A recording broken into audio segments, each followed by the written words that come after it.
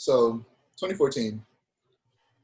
Well, not like I said because we weren't recording when I said it, but um, the next few years are they were a bit dry, honestly. Up until 2017, it was a bit dry. Um, well, 2016 was cool. So I guess it was just 2013, 2014, 2015 were a bit dry in terms of games that I played, honestly, because I don't think I played any of these games, but I watched tons of gameplay of them and I loved them from what I saw. But I never got the chance to play them because I just couldn't get them because I was broke. Um, so for 2014, it's Dark Souls 2 and The Wolf Among Us. Like I said, it was dry. There wasn't any like big, like award winning. Obviously, something won an award because the Game Awards are every year, but there wasn't any super big like potentially like the greatest game of all time type game that released in 2014. Dark Souls 2 was considered the best Dark Souls from what I researched, but I'm not really the biggest fan of the Dark Souls franchise. I'm more interested in Sekiro, Bloodborne, and Wait, now I'm looking at these games in 2014, and I gotta disagree with you because there are so many good games that came out in 2014. I didn't say that no good games came out. I said big, like potentially greatest game of all time games. That's what I said. I didn't say I'm still looking at multiple of them. like what. All right. First of all, we have Destiny. Oh yeah, Absolutely. Oh, I'm not even gonna lie. I forgot all about Destiny because I don't play it and I don't care about it, but I know you do. And I love this. I'm a huge Destiny fan. I legit I'm getting my words jumbled. I legit forgot about Destiny. If I saw it, I would have put it there, but I just forgot. You could talk on Destiny if you want. Okay, yeah, no, Destiny is amazing. It's not my type of game because I'm not into multiplayer games, and I'm definitely not really that into first-person shooters as much as I used to be when I was younger. Okay, I love Destiny with a passion. I didn't like the first one, admittedly. I hated the first one.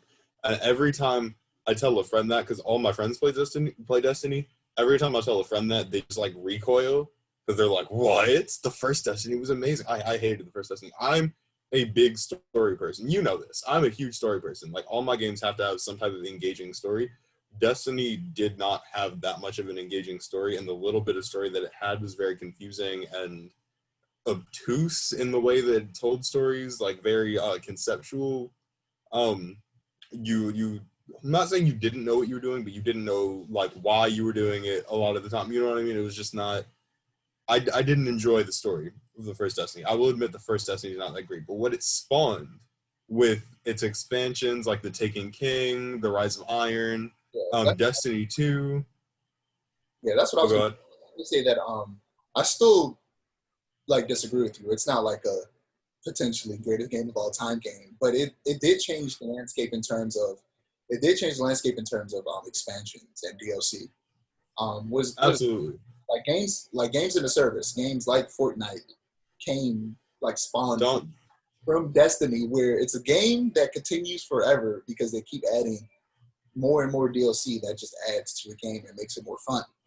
Like that definitely spawned a lot, and honestly, it just completely went over my head. I should have picked Destiny, but I forgot about it. Honestly, I think it's one of the greatest games of all time. It has one of the most compelling and overarching narratives of all time. It has one of the best stories of all time. Each and every side story. How about the second game? Because you literally just say you don't like the first one.